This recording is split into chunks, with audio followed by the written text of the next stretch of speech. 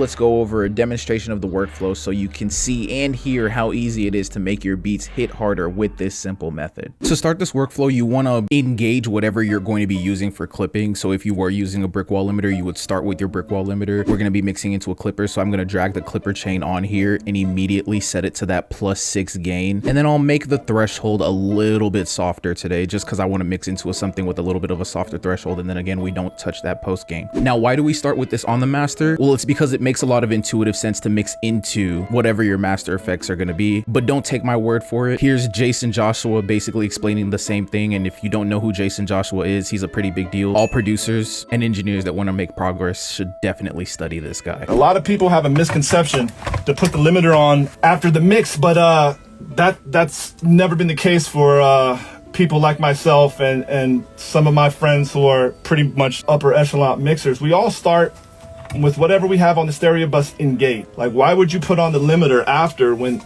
the limiter's, you know, your biggest problem on taking your transients away and making your record sound smaller? If you have your limiter doing most of your heavy lifting, meaning taking care of your transients, you're gonna have a very, very small distorted mix. I found a pretty crazy loop in Discord. Shout out Rob O. Join my Discord. So here's what we've got going so far.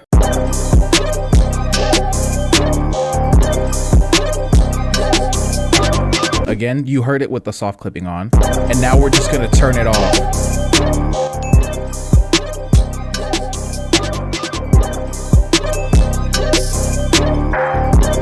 Just to kind of bolster Jason Joshua's explanation for why it's a good idea to mix with those effects on your master right away. You'll just literally be able to hear what's going on, and it makes sense, so you don't have to do it all twice. And with that clipping, it's just so hard and clean, bro. Loud and present. And now we can just mix in everything else. I'm actually gonna get started with some of these accenting perks because they kind of like have interplay and syncopation with the drums. Bring in this other one, pan those away from each other.